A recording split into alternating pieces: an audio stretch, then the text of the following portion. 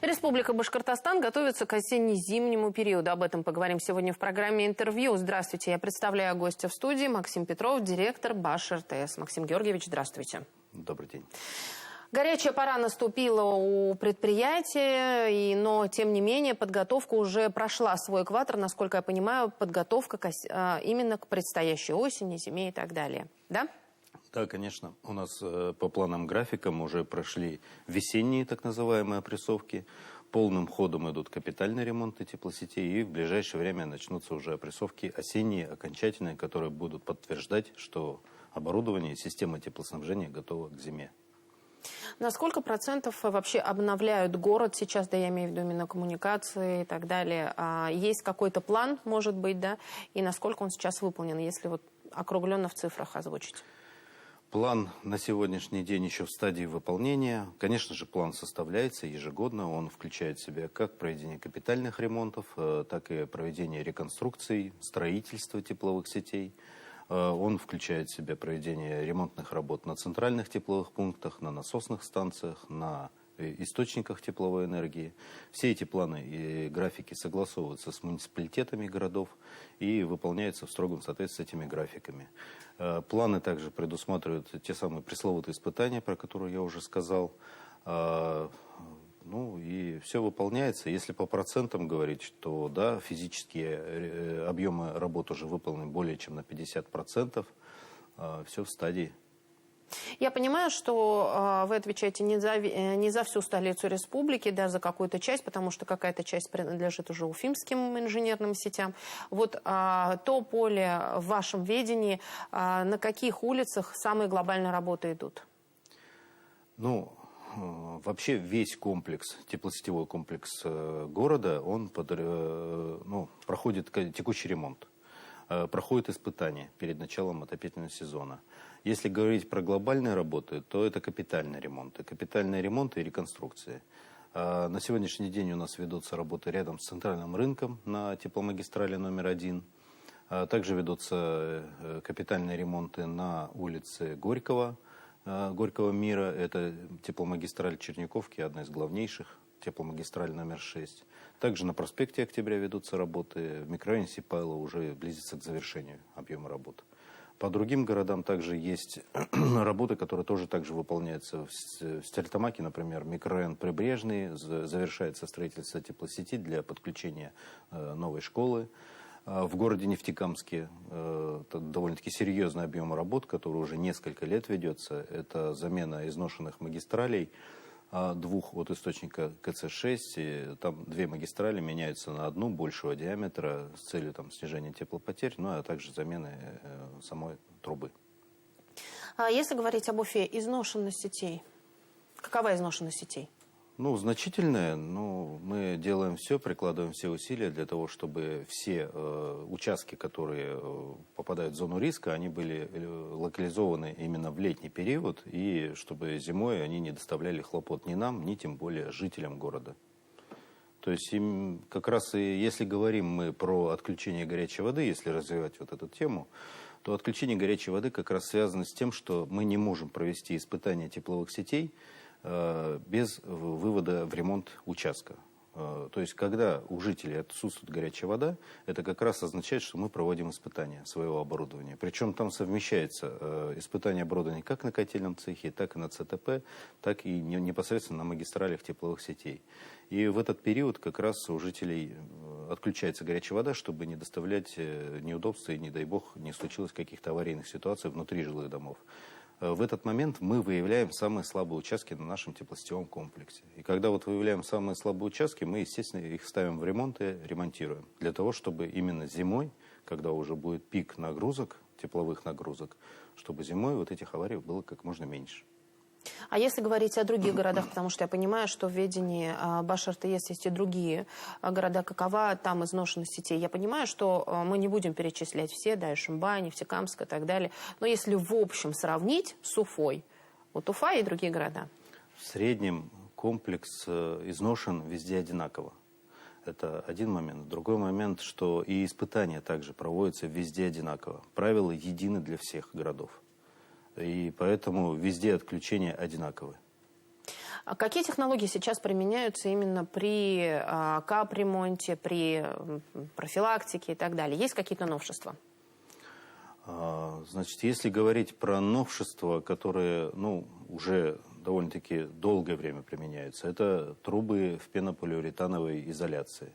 Это предизолированные трубы, идут они готовые уже с завода, на месте у нас наши подрядчики, либо наши службы сваривают их между собой, и уже готовая труба в изоляции укладывается в лоток тепловой сети.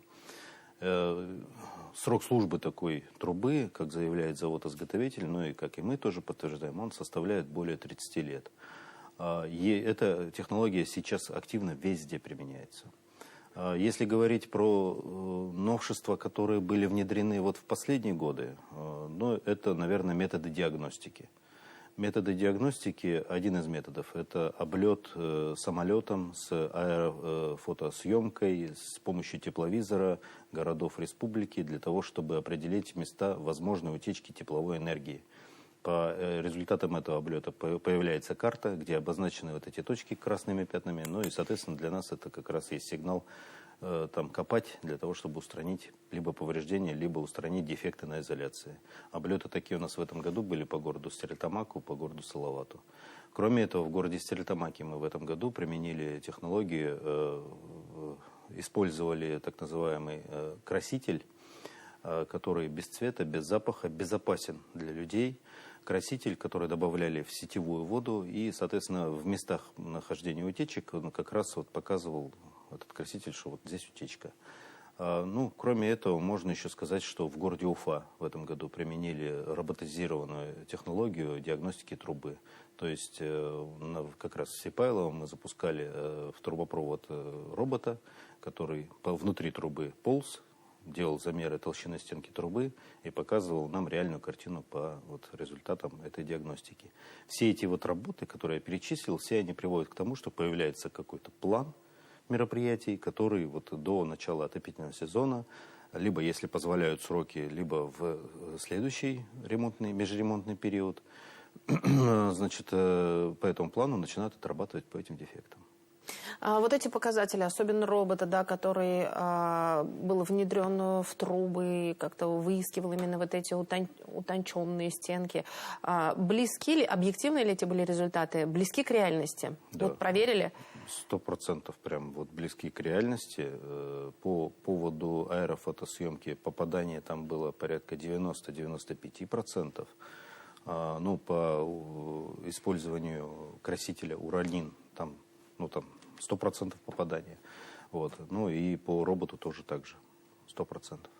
А сможем ли применять мы эти новые технологии повсеместно? То есть, или это такое дорогое удовольствие, где мы будем достаточно экономично им пользоваться и применять только при критических моментах?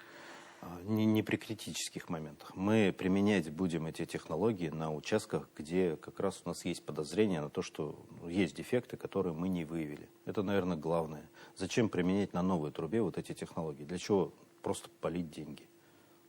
Логично изношенные старые участки именно протестировать, увидеть все слабые места и их заменить. Дорогостоящие эти методы? Довольно-таки дорогие, да. Мы будем применять их только в Уфе или в других городах тоже? Вы Стерлитамак вы отметили.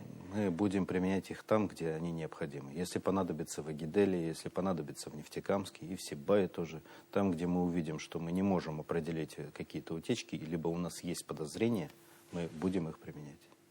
Обязательно.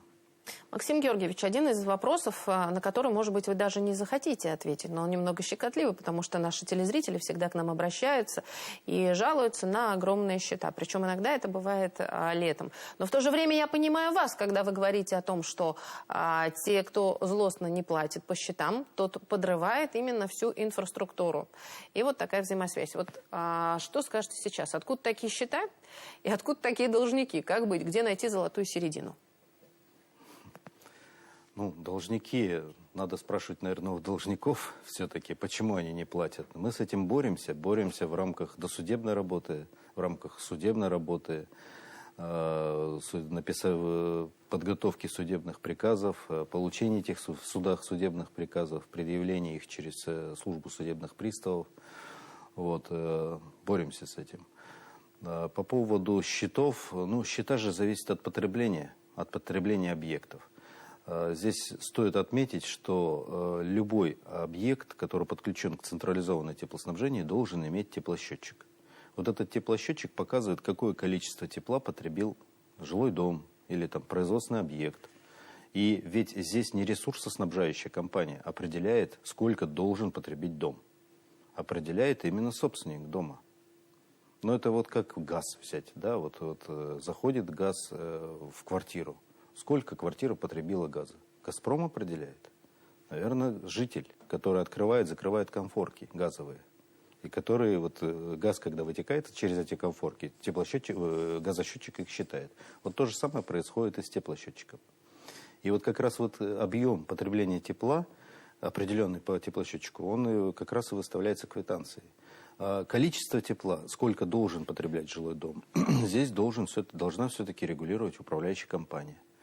Количество тепла должно быть ровно такое, чтобы жителям было комфортно жить. То есть не должно быть ни перегрева, ни наоборот захолаживания квартир.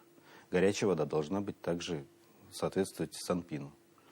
И всем этим должна заниматься управляющая компания, только в отдельных случаях мы. Если все-таки в связи с тем, что мы перешли с жителями на прямые договора, если все-таки где-то обнаруживается, что мы виноваты, некачественные параметры на вводе, например, поставили, мы, естественно, проводим работу по приведению в порядок этих параметров. Если где-то обнаруживается, что управляющая компания не сделала достаточно мер для того, чтобы жителю комфортно было жить, и на все абсолютно заявления жителя, либо там жалобы жителя никак управляющая компания не реагирует, они могут пожаловаться нам. Мы точно так же отреагируем на эту тему и заставим управляющую компанию в силу своих полномочий, заставим все-таки настроить систему отопления жилого дома, либо систему горячего водоснабжения. Счета, еще раз, зависят от количества потребленного тепла. Количество потребленного тепла определяет собственник зданий. Но еще есть такой показатель, как УДН, но тем не менее об этом еще можно говорить. То есть вы считаете, что все-таки разбираться лучше с управляющей компанией в большинстве случаев? Да, у нас и в 354-м постановлении прописано о том, что любую некачественную поставку ресурса, неважно, это тепло, горячая вода, холодная вода, электроэнергия, по любой некачественно поставленной услуге нужно обращаться в управляющую компанию. А управляющая компания уже должна отреагировать на ресурсоснабжающую организацию, если это необходимо. Максим Георгиевич, спасибо огромное, что, несмотря на такое горячее для вас время, когда идут такие ремонтные работы, вы готовитесь к осенне-зимнему периоду, нашли время, пришли к нам в студию и рассказали о том, как идут работы. Спасибо огромное. Спасибо вам. Это была программа «Интервью». Спасибо, что были с нами.